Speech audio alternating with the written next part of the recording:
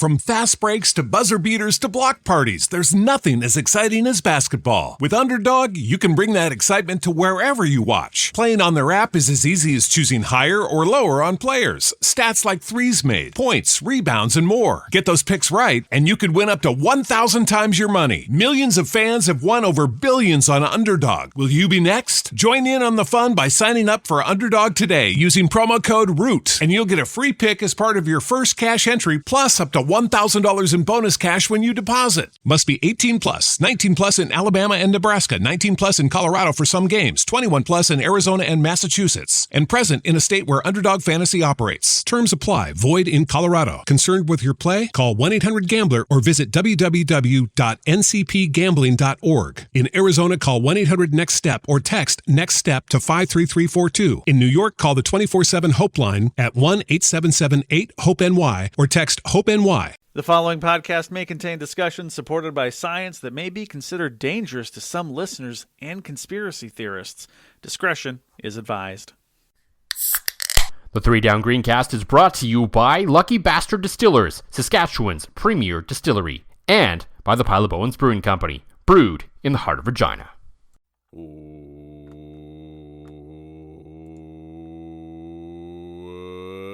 Welcome to the 3 Down Greencast.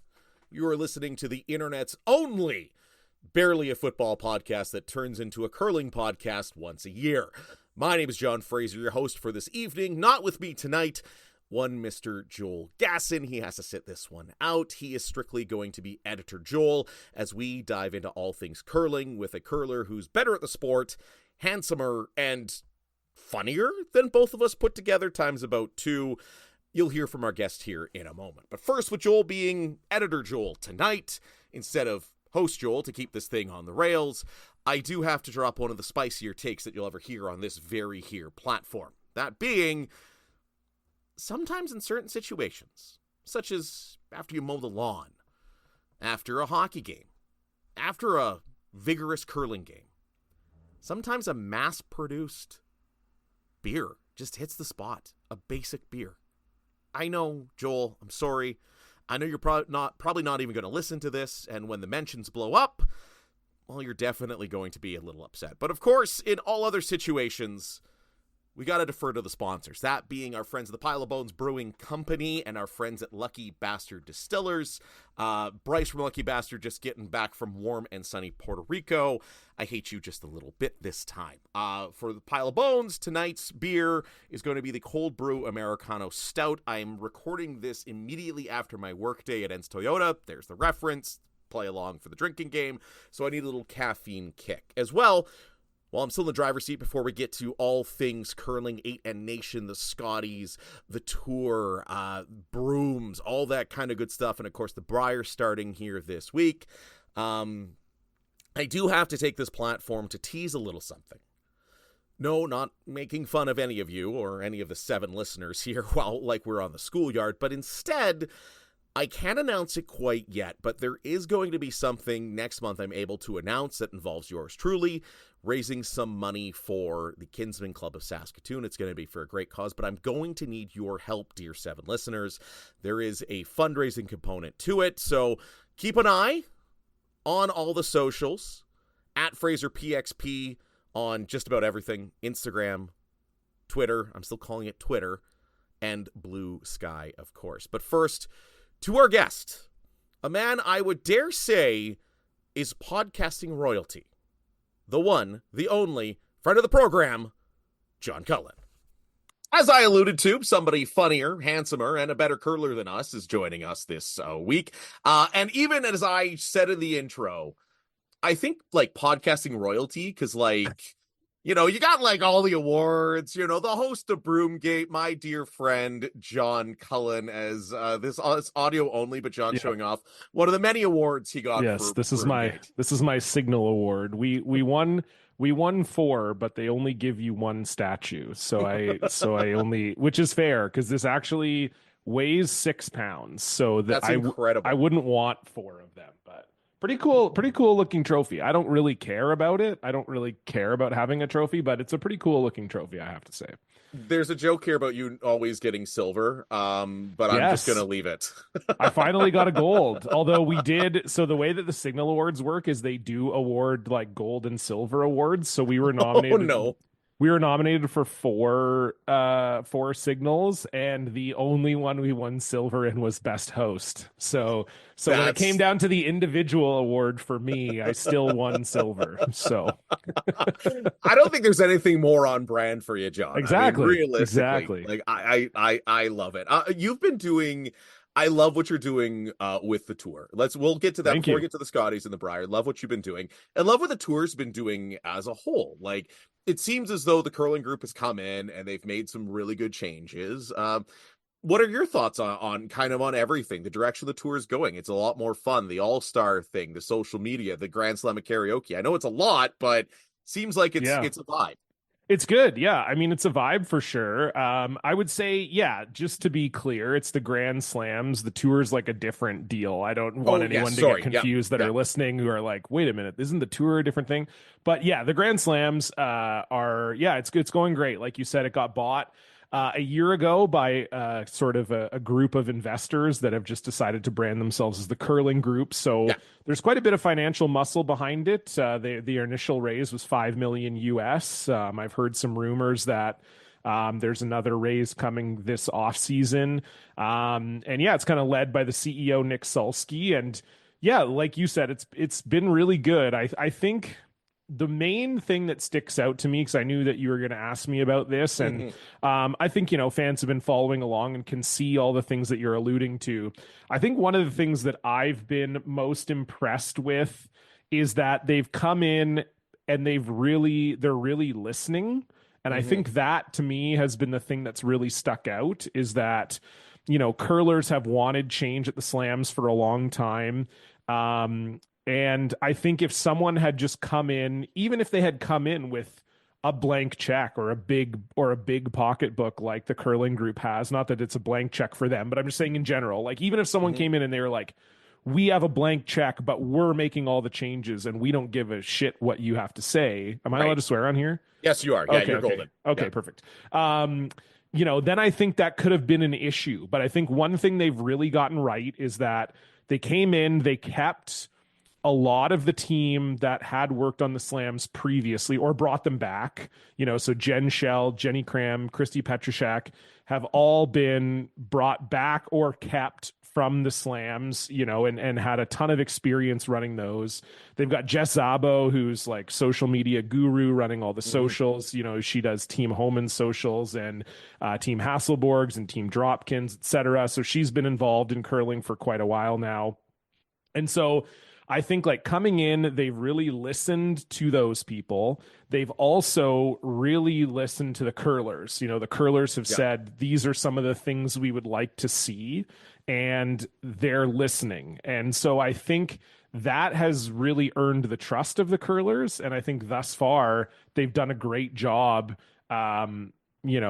making good on a lot of those promises. And I think the thing is too, you said off the top, it's been a lot of change. There's more coming. Like it's fantastic. Yeah, they're not resting on this. Like they have said that, and Nick has been very candid about this, that they see the Olympics as this big jumping off point, and I think they're excited about that, right? Because Nick knows, and we know as curlers, every 4 years, the Olympics captures the attention of the general populace. There are tons of people who only watch curling at the Olympics. And then of that ton of people who only watch curling at the Olympics, quite a few of them hang on, right? Yes. But then they eventually fall off. And so it's like, well, what can we do to keep them hanging on? And so I think they know that right after the Olympics are done next year in Cortina, they're going to have a massive opportunity, that there's going to be all these eyeballs that they can try to then convert into more regular curling fans and fans of the Grand Slams. And so, yeah, it's just a very exciting time to be a curling fan and a curler and someone who works in curling like myself. And yeah, like I said, there's more coming. And I would say, like, some things, if you're listening to this and you're a curling fan, you can probably guess. some things you will never guess and you will be very excited about. So stay tuned. Can't wait. One thing I never guessed that we'd see is a karaoke competition at the Grand Slams. And I love the Grand Slam of karaoke. Myself, seeing the social media clips.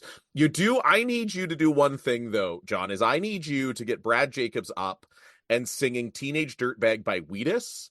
Okay. Him and I performed it once together at the Wayside Inn in Lloydminster after a slam there. And I can tell you, Brad can actually hit the high notes.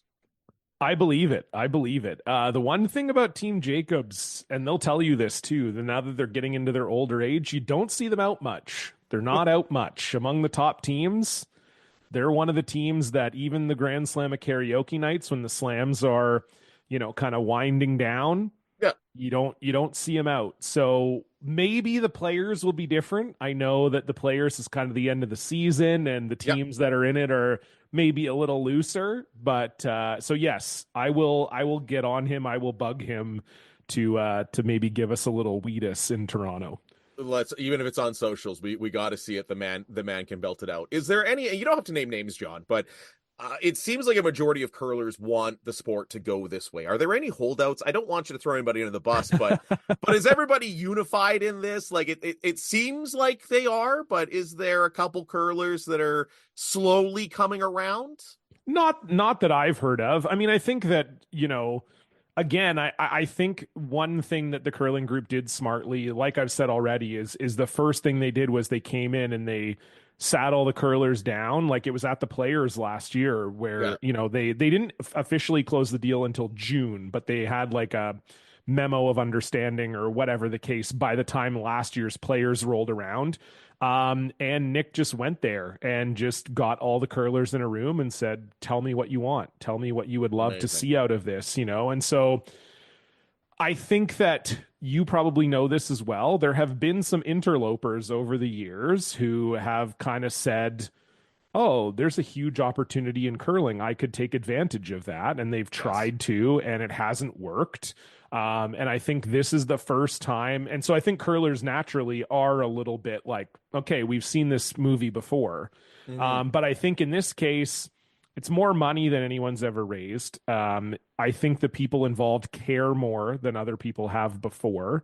I don't see this as a short-term thing where they're just looking to pour some gas on the fire, make some money, and hit the bricks or whatever. Mm-hmm. So no. I mean, if there were holdouts, then that's over. That's over now, as far as I'm concerned. I think there still exists a bit of an issue with the point system in curling. It still is very hard to get into the slams. It's possible. We actually have seen, I would say, maybe more turnover this year than any other year that we've seen. And I don't know why that is. Maybe just the Canadian program has been maybe a little bit weaker, so it's allowing for some of these international teams to find their way into the slams. We have seen a little more turnover than usual this year, but even still, like if you're in that top 7 or 8 teams, it's really, really hard to fall out of that. And conversely, it's very hard to get into that. And so I think, and I do think they know this, and I do think this is something they're thinking about, but to me, that's just has always been the sort of perennial issue with the slams, is how do you serve that next group of teams that's underneath? Yeah. And, they have the Tier 2 Tour Challenge. That's one event a year where the winner of that gets an entry into a slam, which is great. But, can there be more? And I do think ultimately they do want to see that. And I don't know what it'll look like exactly, but I think that to me is really the only, I guess, if you want to say complaints or holdouts or whatever, is those teams that are on that bubble that are still saying, okay, well, this is great. All these changes are happening for the top teams, but what about us? Is there going to be more done for us to really try to develop the game? So we'll see what happens, but yeah, that would be the only group I think that would maybe say that they have an issue. And that's why we're voting Tyler Tardy for Nashville. Yeah, exactly. Before we get to the Scotties, John, obviously Broomgate, if you haven't listened to it, stop listening to this Rinky-Dink podcast and go listen to all of Broomgate. It's tremendous. John is 10 out of 10. And I'm not just saying that because we're friends, right? But But are we going to see Broomgate 2? There was some buzz about these Balance Plus brooms, and I can tell you, even being I would say an above average club curler, I got to go on the ice with one of these things, and they're not black magic, but they are something different. Do you think we're going to see Broomgate 2 Electric Boogaloo with the Balance Plus brooms? Well, I mean, I guess if we are, we're already seeing it, right? Like, I think that so it's actually two brooms. It's the Balance Plus Firm Foam and the Gold Line Pursuer. Those are the two kind of main foams. Without getting too into the weeds, essentially, the way the World Curling had set it up was that if any broom company was going to release a new head, it had to be approved by January 1st of this year to have approval at the Olympics, because World Curling wanted to give themselves a 365-day buffer, or a little more than that, a 14-month buffer, to give themselves some time if a broom had been approved that maybe there ended up being a problem, they would have time to sort it out. Well, that's exactly what has happened, is that we have these two broom heads that most of the top curlers will tell you are too powerful. Even the ones who are sponsored by Balance Plus and Gold Line will tell you that they'd rather not be using them. They would rather World Curling would just step in and say you can't use them. I think that a big part of, why Broomgate happened is that we didn't have any rules. And so everything was left in the curlers' hands. It was all up to the curlers. It was like the curlers had to be the ones to say, we don't like these brooms. We see a huge problem with them. And then, of course, that led to infighting because people have contracts with various broom manufacturers, whatever. So, when I was doing Broomgate, the podcast, I thought, I even say in the podcast, like, maybe this could be instructive. Like, doing this pod might be a way of showing, like, this was messed up. This should never happen again. And then that is kind of what has happened again, is that World Curling has sort of said, well, we're not going to ban anything until we can test it. We can't properly test it till the season's over. So we've got to get through the Briar Scotties Worlds season using these brooms. And that's kind of led to, again, it's not quite Broomgate 2.0, just because we know more now than we did know back in 2015, just even about what brooms can do, how to recognize if a broom is too strong, all that. So I think that is, because people have said to me, oh, this is amazing, you're going to get to make another podcast. And I was more awards, more silvers. Yeah, exactly. I was like, well, it's not that dramatic. I was like, this story's kind of boring. It's kind of just the same story playing out all over again. I mean, it is interesting that it happened in the same year that my podcast came out. Definitely. The timing is curious, but it doesn't feel like, it doesn't feel like Broomgate 2.0 quite. So what I think will happen, I mean, the Scotties we saw, the players sort of did a handshake agreement. None of the teams ended up using those foams. I think the same thing is probably going to transpire at the Briar. I have heard some rumblings in the background that maybe there are a few teams at the Briar who might just say screw it and use the black foam, but we'll see. And then they'll try to do the same agreement for Worlds, I would imagine. I mean, that's the one nice part, is even in 2015, there was definitely a disconnect between the Canadian and the World teams. You just really didn't have, like, Nicholas Edin was in all the slams, but other than him, like, especially at the men's level, because that's where a lot of the fighting happened in the Broomgate year. I think a lot of it happened because it was all Canada. It was all in Canada with top teams that were Canadian. Nicholas Edin, he was kind of the only regular team outside of Canada that was playing in slams at the time. And so when you got to Worlds, it was sort of like, well, I don't know who Rasmus Sterna is. Like, I don't see this guy ever. Like, that's who came second at the Worlds in the Broomgate year, was Denmark and Rasmus Sterna. And so, the curlers, I think, felt like, well, we can't even reach out to Japan or South Korea or Denmark. Like, we don't even know these people. Well, now it's like the Worlds is going to be all familiar faces. Edin is in every slam. Schwallers is in every slam. Retornaz is in every slam.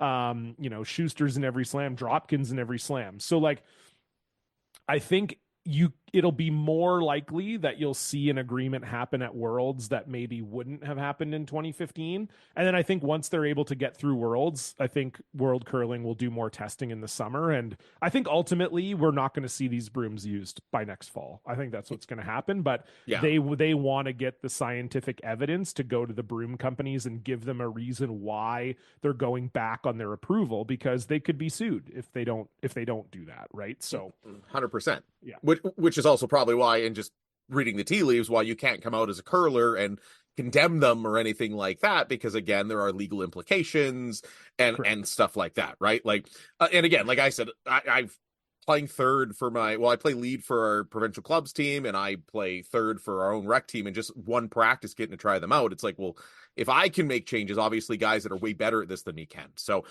speaking of Worlds, let's talk about the Scotties Tournament of Hearts, and let's talk about Rachel Homan.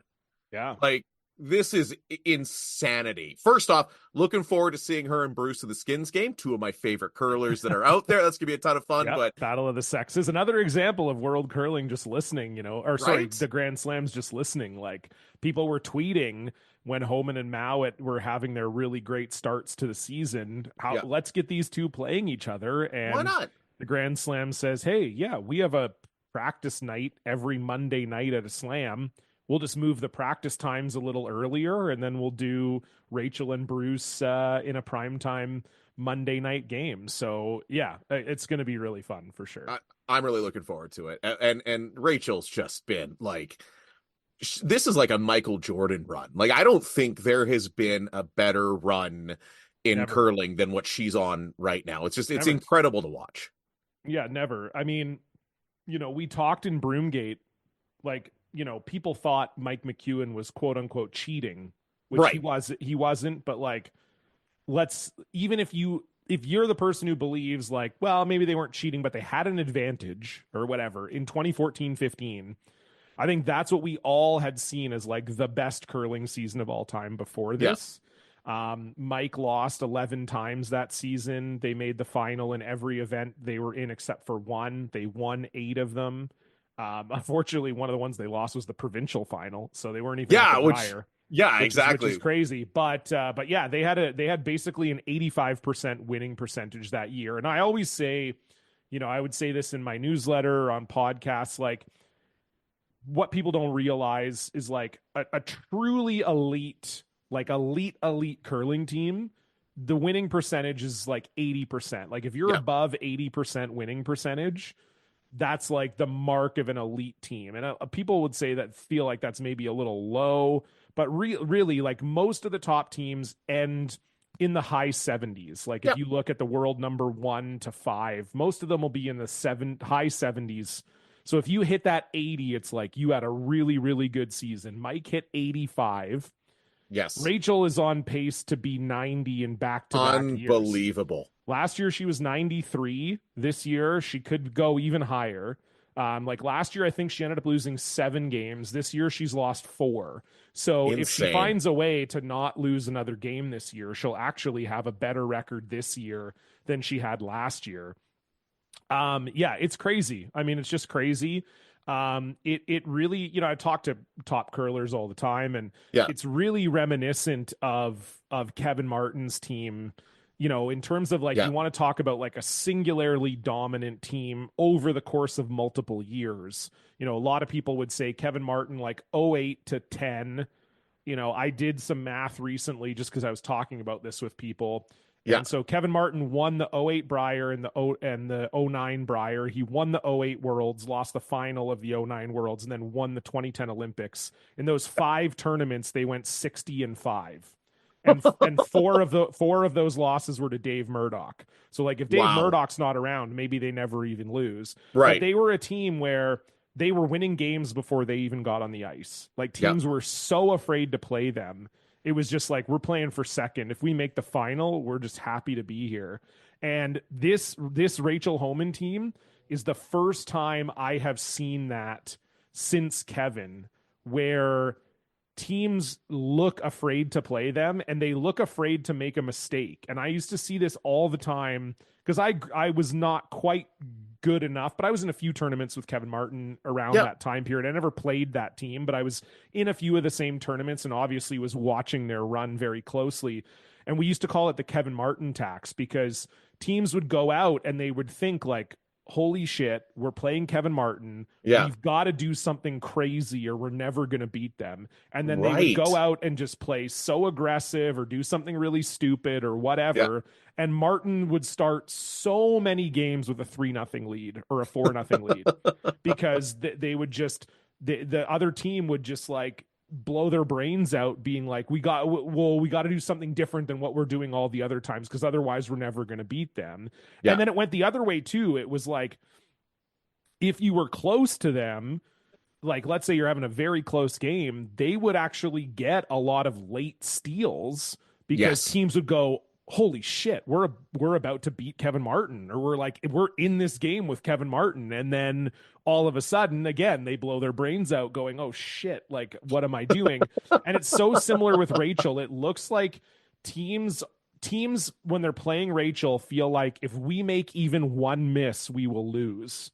And that is like such a hard competitive environment to go into, to feel like you can't just be your normal self. You can't just go into a game and play free. Teams are going into these games with Rachel Homan thinking like, we have to do something special. We have to curl 100% or we won't win.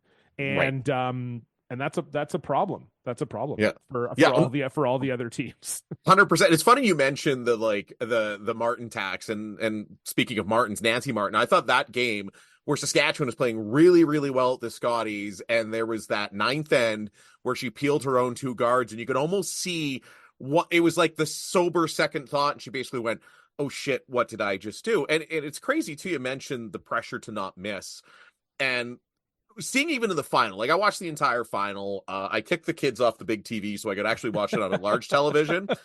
And it looked like Carrie Anerson, who is behind Rachel Holman, probably the second best curler of this generation.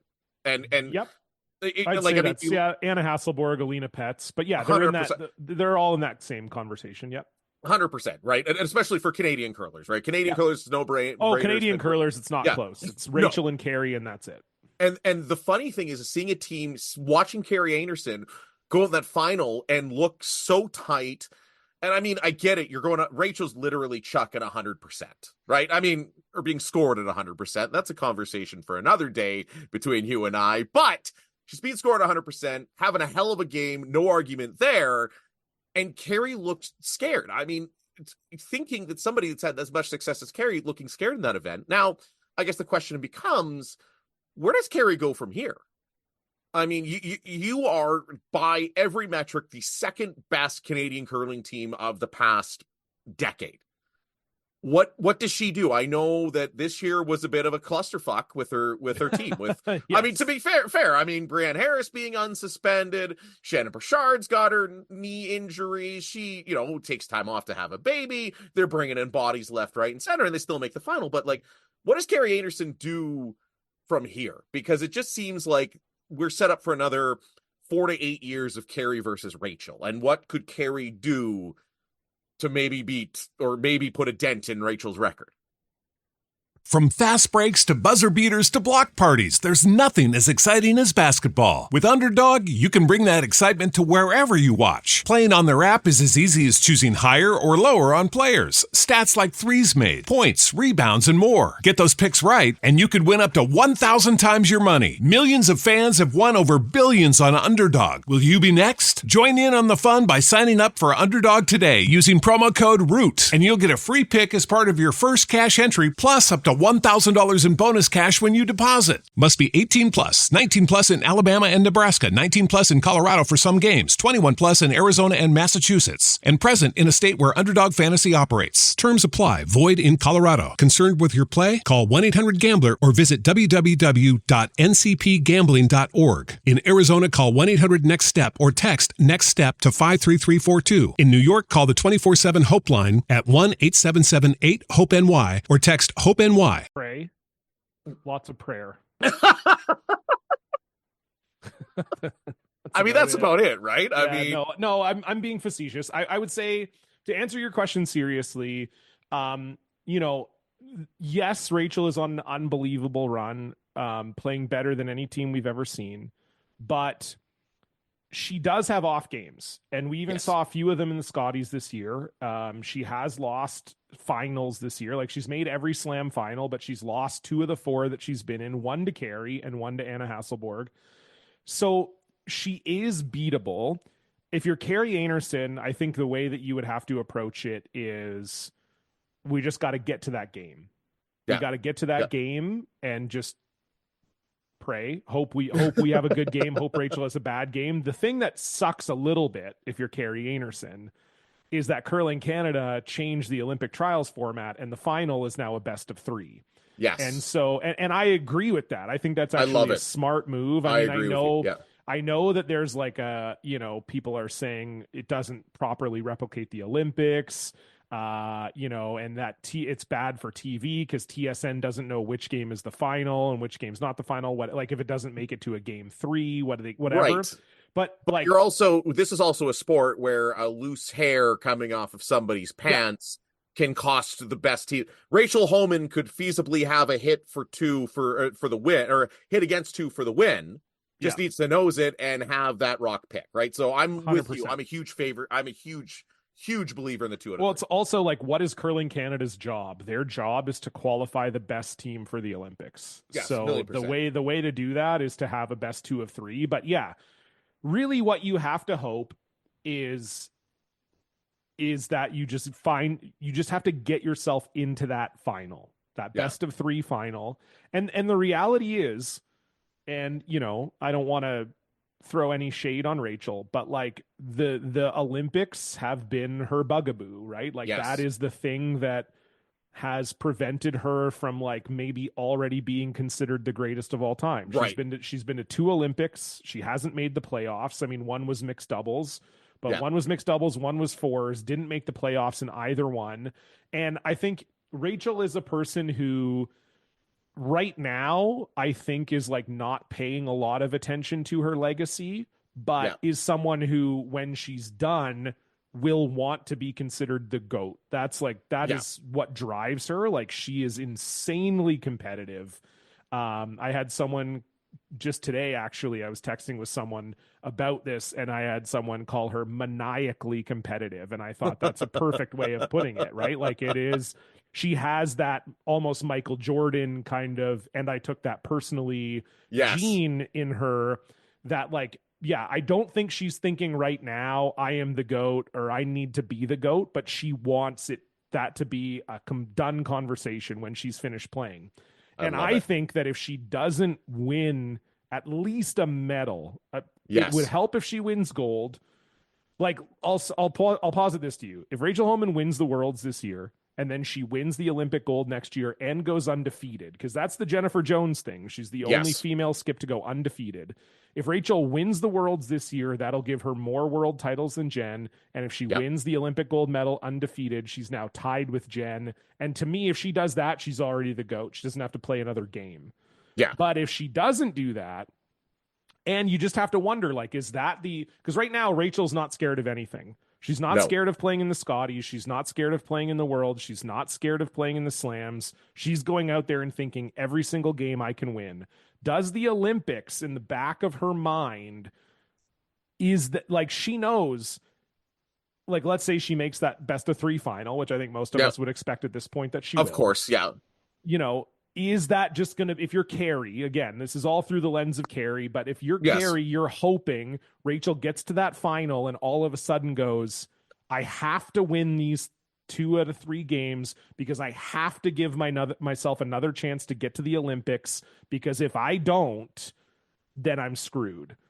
Then people will maybe not think of me as the GOAT, or I'm not going to get a chance to avenge my performance in 2018 or whatever she's thinking. But I think if you're Carey, that's what you're hoping, that Rachel all of a sudden becomes like mortal in that final and the expectations get to her. And then looking past this Olympics, I just think Carey needs a refresh. I think that, they've been together now for 8 seasons. what that looks like with, does Shannon, I think almost for sure, Carrie and Val won't continue together after this quad. Interesting. Does Shannon stay in the mix? I don't know. Is Brienne still in the mix? Is Carly Burgess now someone who's kind of going to be attached to Carrie throughout the next quad? Like, all of those are questions, but I just think, I think that's what Carrie needs. I think Carrie's probably feeling right now that she doesn't have the team to beat Rachel. And that's not a slight on her team at all. It's just, I think they've been together for a while, and Rachel has shown that she's the clear class of the Canadian field right now. So I think if you're Carrie, you're thinking, for the immediate future, just find my way into that best of 3 final and hope that Rachel has an off day or an off couple games. And barring that, you hope that, like, I'll be able to refresh this thing after the 2026 Olympics and really give myself a chance to compete for 2030. I think that's really it. 100%. Like, make a drastic move, like when Rachel brought in Tracy Fleury and Emma Miskew decided to go down the lineup, like something earth-shattering like that for Carrie. Now, before we move on to Briar, and we're going to have some fun with that, obviously everybody's talking Christina Black. Was there a team out of the whole Scotties field? Because to me, and I mean, this is no slight to the Scotties field, just seems to be, women's curling is in a bit of a transition here in Canada, that it was like, okay, it's Rachel, it's Carrie. Is there another team from the Scotties field that you could see working their way into that conversation come the trials? No. Yeah, like I just I don't mean that with any disrespect. But I think you look at both. To me right now, the two main competitors are the two teams that made the Scotties playoffs along with Homan and Anderson. And you're talking Kayla Skurlik and you're talking Christina Black. Christina Black doesn't play enough as of right now. Like, this year they played quite a bit, but they don't leave the East Coast. Yes. So, they're playing like, the Mayflower Halifax ladies spiel or whatever, and like they got lucky this year in that, they won the tier 2. So then they got a berth in the St. John Slam. They made the quarterfinals there, which was awesome for them. And so they got a couple like high level events this year, but for the most part, they're a team that is not playing high level events, and they just formed this year. I mean, Christina has been playing with Jen Baxter and Carly Everest now for the last few years, but Jill Brothers just comes onto the team this year. Yeah. Like, do I think that a team that just formed last year has kind of had a Cinderella season this year is all of a sudden going to be a competitor? Like, could they beat Carrie Anderson and get themselves into a final against Rachel Homan? Sure. Anything's possible. I mean, if you look at the Olympic trials finals over the years, there tends to be a team that makes it that you don't expect because the pressure of the Olympic trials is so great that, you don't have to look too far back to see. Like, I mean, we all thought Rachel was one of the top teams in 2021. She's not in the picture. So that leaves you with Jennifer Jones, who's kind of, the swan song with that team we maybe weren't expecting. And we certainly weren't expecting Tracy Fleury to be in that final. No, certainly not. It was a shock. I was at the entire event. It was a shock. Yeah, totally. And again, the great team, but at the beginning of the week, no one was like, the final is for sure going to be Tracy Fleury against Jennifer Jones. Everyone was thinking, well, Anderson will be there for sure. Yeah. She's in the middle of winning the last few Scotties and whatever. And then probably Homan, maybe Jones. Like, you weren't thinking like there is always, or not most of the time, there's a team that surprises at the Roar of the Rings. And so, could Christina Black be in that final? Sure. But, again, I just think Carrie, it's just too much experience, especially in those big games. And then Kayla Skurlik is just young. They're just young. Right.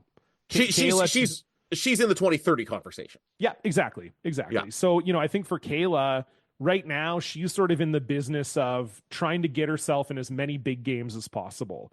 Trying to like get into slam playoff games. Making the Scotties playoffs this year was great, and getting into the 3-4 game. Like, that's great.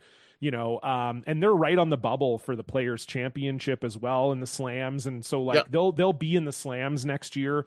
So to me, it's just like, yeah, that's a very young team. I mean, Jerry Lynn's a little bit older, but she's still not, she's still very much in the prime of her career. Same with Margot. She's in her early 30s, or mid 30s. Kayla and Ashton, though, Kayla's, I think, 26 or 27. Yeah, I think 26, 27. I remember seeing on the broadcast. And then Ashton is a couple. Yeah, so she's 27. Yeah. She'll be 28 in the fall. Ashton's 2 years younger than her. You look at Margot as well. Margot's 31. So, you're talking like, yeah, to me, I think if you're Kayla, you're just, let's get to the trials. Let's get some great experience. Let's see what we can do. But yeah, it is rare to be a year out from the trials and think that it's probably going to be Homan and Einarson in the final, but it's wild. It probably is, right? It's the same thing when you're predicting the Scotties. Like it's so weird because, the pool A was definitely the harder pool in the Scotties this year. That was the pool that Rachel Homan was in. And when you're trying to decide, like, okay, who are the 3 teams that are going to come out of the pool, where you're like, well, Homan's for sure they're going to be out of the pool 100%. Right. There's almost no chance Homan's not going to make it out of the pool. So now you got like 5 good teams for 2 spots, and that's a lot harder to predict. And it's kind of the same thing with the trials. It's like, well, Homan will be in the final for sure. Yeah, 100%. So now it's like, of the 7 other teams, who's the one team that can be with them, right? And it's like Einarson is definitely the best of those 7 teams, but are they so far better than the other 7 teams that you can say for certain that it won't be Christina Black or Kayla Skurlik, or even like, Corinne Brown had a good Scotties. Kate Cameron was 3rd at the Scotties last year and has shown an ability to win big games. Like, yeah, it kind of feels to me like Homan will be one of the teams. Carey has the inside track, but it could be any number of teams after that get in. So exactly. It's just funny the drop from one. And you mentioned pools of death as we get into our Briar talk here. Yeah. Holy pool A at the Briar. Oh man. Gushu, Dunstone, Epping, Cooey, Carruthers, and even like some sneaky ones. Like it always seems like Grattan shows up at the Briar every year, upsets a couple guys. It's kind of his thing. Like, holy crap, pool A. Who gets out? Like it's the opposite of women's curling right now, that like I could make an argument for or against probably 5 of those guys, right? Even I'd say 6, right? I could say, if you told me that Gushu, Dunstone, Epping, Cooey, Carruthers, Grattan got out of pool A, I believe every single one of them, right? Yeah. Maybe the slight edge to Gushu, but I mean, he's, since bringing on Botcher, he has not been great. Yeah, it's opened up the conversation. Like I always say, that you bet against Brad Gushu at the Briar at your own peril. 100%. He just finds a way to win. But you're right. Like last year, he started slow. If you remember at the Briar, like I think he started 2-2, and he needed a little, and then he didn't lose after that. But and he kind of said it himself. Like a lot of these teams are adjusting to basically having 2 months off, right? You have the defending champion, which in this case is Gushu, and then you have the 3 wildcard teams, McEwen, Dunstone, Jacobs, who all the last competitive game they played was in the middle of January at the Guelph Slam. And so Brad himself said it, like, I'm getting older and I kind of like need to keep the engine running. Like, having the engine stall for 6 or 7 weeks took me a little bit. Like, it's all of a sudden, holy shit, I'm at the Briar, and holy shit, my first game is against whoever. And if I don't play great, I'm going to lose, And so it is definitely the way that he has played since losing EJ. And then conversely, the way that Dunstone has played since gaining EJ. And then Jacobs has looked like the best Canadian team all year. They've been the most consistent, make their most recent Slam final in Guelph. Made a deep run in St. John's before that as well.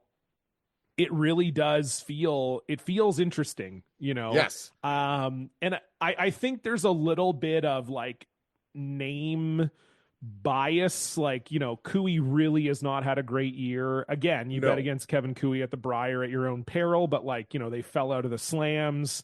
They did, yeah. I would not be surprised if they have close to a losing record on the year. If they don't have a losing record, it's like they have 6 or 7 more wins than losses kind of thing. Yeah, they haven't been the same Kevin Cooey we all remember from the past 2 decades. That's totally. For sure. And Epping has had a fantastic year, but it's a lot of the wins have come against weak teams. Like they really, they were smart and they realized, and I think more teams might realize this moving forward, is like one way of attacking the slams is playing in weaker events, but winning them. You know, if you're 100%. really good and you play in these weak events, like you might have a better chance of, you know, if you win one of these smaller events and you get 25 points, well, that's better than missing the playoffs at a hard event and getting 0. 100%. And so Epping very smartly has done that. But if you look at like their record against top 10 teams this year, like even the Stu Cells Oakville Tankard, you know, they have 3 wins, 3 losses there. Their 3 losses are to Mowat, Muscatowicz, and Dropkin, 3 of the top so teams. 3 top teams in the world. Yeah. Totally. They do have a win against Mowat this year. They beat Mowat at the Shorty Jenkins, but they didn't end up making the playoffs there. That was in the round robin. But yeah, like you go through and you look at like the wins, and it's not like they're bad wins, but you got to play who's in front of you is the old mantra, right? For sure. But when you're looking at like top 10 wins this season, they don't have a ton. You know, that's their record against top 10 teams. I'm just kind of trying to do the like mental math in my head, but they have a losing record against top 10 teams. We'll just say that. So, you know, when you talk about going into a Briar field where you have, you've got 2 top 10 teams in your pool, plus you have Cooey, plus you have Carruthers, like they're in tough too. And they're playing great. They're doing real, you know, they're going to be in the players. They're in the top 10 right now, but yeah, it's just going to be interesting to see what happens. It's hard to imagine Brad Gougeau doesn't figure it out at least to make the playoffs. Yeah, and so then it's like, who's the next out of that group that's coming together? Also, like, is Reed better now that he has BJ? Like, there's just all these fun little storylines for Briar. But, you know, if I had to pick right now in that pool, I think I am just going chalk and I'm taking Gougeau, Dunstone, and Epping. But like you said, wouldn't be surprising at all to see Cooey or Carruthers make it out of there. I don't think Grattan really has a chance. He might win a game or 2 against the top team. He'll pull his annual upset or 2, and everybody's going to love it. And that's what James Grattan does. Like, I know myself, I've got I just got to flip Epping and Carruthers, not just because I've drank a not insignificant amount of beers with Rama over my life, but I think BJ is a good ad for them, and I think my top 3 is going to be Gougeau, Dunstone, Carruthers, and now I've just cursed them all. So I think the other pool is fun in a different way, right? Like I think the other pool, like Jacobs and McEwen should be 2 of the 3. You would assume so, yes. Brad Jacobs has been the best Canadian men's curler this year. They've looked like that for a good chunk of it. Team McEwen, they had the great run last year. And I can tell you again it's funny, actually, even in my Tuesday night, like rec league, one of the Marsh boys is out there just with some buddies and getting to chat with him and like seeing Flash around the club and talking to these guys, like the vibes are immaculate for these guys. The personalities mesh, like, and to me, it's like, okay, like these guys are going in and just, they're going to be calm. They're going to be cool. They don't feel the pressure. I mean, they embrace the heel turn, like WWF wrestlers at the Slam. That was so freaking cool. Like I loved all of that. So obviously you got those 2 guys. And then after that, it is question mark city. Yeah, you could see any of the next 5 teams. Like I think Yukon and Northwest Territories, be very surprised to see them in there. But you know, Tyler Smith almost made the playoffs last year. Right. Owen Purcell's a Canadian junior champion, has been knocking at the door in Nova Scotia for a while. Yeah. Felix Asselin, I have kind of thought for a while, is one of the more underrated curlers in Canada. Now he's got JM Menard, former Briar champion, playing 3rd for him. Yes. Moybrook's like a young up and coming team that have also been kind of knocking on the door in Ontario for a while. Clyder feels like they're in a sort of similar spot to Kayla Skurlik, that they're like one of those teams that in the next quad is going to be, you know, maybe not necessarily fully in the conversation to win, but they'll be really ready to rock. And those guys, that I can tell you, there's a very same feeling with Clyder. Again, I see these guys firsthand. I know Rylan from when he was a receiver for the Saskatoon Hilltops. Yes. Canadian junior football, right? So I know him. I know his dad. these guys practice. They're always at the club practicing. They're getting good sessions in, right? So I kind of know these guys, and same thing. Like you see the work they put in, and I mean they've been in a tier 2 before. They were in a tier 2 before they had really a good run at provincials here in the province, right? So it's nice to see those guys getting rewarded, and I think your analogy is perfect. I think they could be one of those 3 teams, and it's great to see a team like that go to your first Brier. And like you mentioned, the other young teams in this pool, you're going to the Brier, not ending up in a group of death. Right? Like you've got a legitimate shot to get a taste of the playoffs. And it's the first Brier for 3 of those 5 teams, right? Like obviously Aslan and Tyler Smith have been there before, but Moybrook, Kleider, Purcell, they're all first-time skips at the Brier. So yeah, you're right. You're absolutely going in feeling like, okay, maybe we have 2, there's 2 spots on the bingo card we're maybe a little worried about. But other than that, we're feeling really good. And so, it is, it's going to be, that pool is going to be really interesting. It's going to be fun. I love seeing new teams get a shot.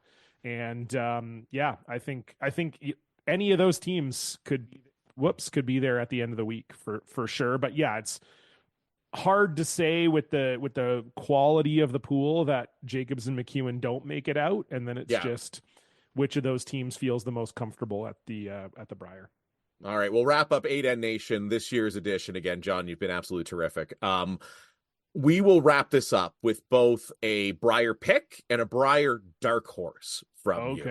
I'm going to make you go first. I will make my picks shortly after, but you being the professional, you being the award-winning podcaster, you're going to go first. All right. I'm going to take Jacobs to win. I just think they've been the most consistent team on tour. I did say you bet against Brad Guzhu at your own peril, but just hasn't fully come together for them, and they feel more vulnerable than they have in a while. Jacobs did just beat them in the pressure cooker environment of St. John's. Brad Guzhu, by the way, is also coming off a winless slam in Guelph. Which is insane. They went, the numbers on that is crazy. Brad Guzhu had not gone winless in a slam since 2008. Insane. So almost 17 years, and then goes winless in the Guelph slam. So just the way they're coming in, and just with how consistent Jacobs has been this year, I'm taking Jacobs to win. And then my dark horse, it's tough. I will say Aslan. I feel like he himself is a really good shooter. He can really surprise. I think he's ready for the moment. He's been to a few Briers now. This is probably his 4th or 5th Brier. Like I said, he's got that experience with Menard, and he's hungry. They missed the Brier last year. They lost the Quebec final after making it a few years in a row. And so that I would say is my dark horse, in that I think he's got a good chance to qualify for the playoffs. And I think once he gets to the playoffs, there's a potential for upset there. So I absolutely love it. And I love Felix on social media. I do. Yeah, I've interacted with him a few times. Just one of those guys that's highly likable. I'm going to go Matt Dunstone. I think since adding the Brush brothers, he has been what was his run? He'd only lost once or twice on a long stretch there. Yeah. Really like Dunny as money. It's a lot. They've lost 3 times total with EJ in the lineup, I think. Which is just pure insanity, right? So glad to see the Brush brothers back. Me being a Northern Ontario guy, obviously, I'm waxing nostalgic all over this Brier between Jacobs being in contention and the Brush brothers back for Dunstone. And I can't pick anybody from Saskatchewan because the Fraser curse is real. And I know Mike well enough that if I curse him, he will show up at my house and take out my kneecaps. So I think my dark horse, if you can call him a dark horse, because he's been around for a little while, I think it's Reed. Yeah. Okay. I feel like everybody's kind of overlooking Reed. I think BJ's been there a ton before. Catlin Schneider, his last Brier, he was an all-star at 3rd for Saski, right? There's some really good pieces on Rama's team. Now, again, they're kind of thrown together. Samagalski was such a big part of that team, and him stepping back, has brought them back a bit. But, I mean, when Reed's feeling it, right?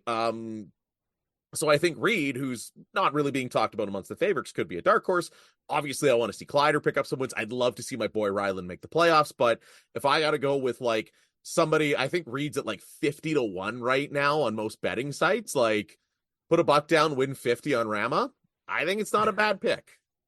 Yeah, no, I think you're right. I think BJ becoming available was good because I think Catlin at second on that team is probably the right position for him. I think Agreed. that, I think him and Reed are both pretty like strong-headed guys, and I don't know how well that was working in the house necessarily. And that's no inside info or anything. That's just from watching, seeing right. them You at the put it on slams TV and yeah. Catlin can just be a little bit uptight in the house a little, and Reed very much likes a more cool and calm presence around him. So and that's BJ to a T. I think BJ's brought the best out of a lot of skips by just having that really calm demeanor in the house. And I know BJ's obviously very hungry, getting booted from Dunstone like 2 months before the Briar. So right. Or 3 months. So yeah, no, I like, pardon me, I like that pick.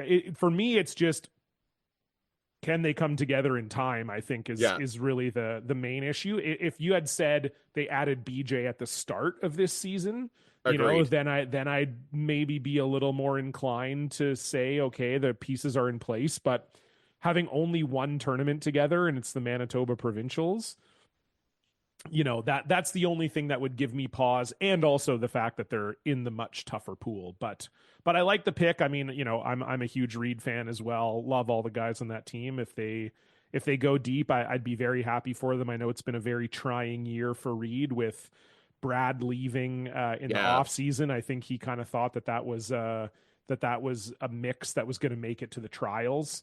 So, losing Brad before the season, then obviously you have the stuff go down with Derek, and he had played with Derek for like 20 years. Yeah. I think it's been a tough year for Reed, and I would love to see a nice run for them. I think it would be very fitting as a way of capping off the season.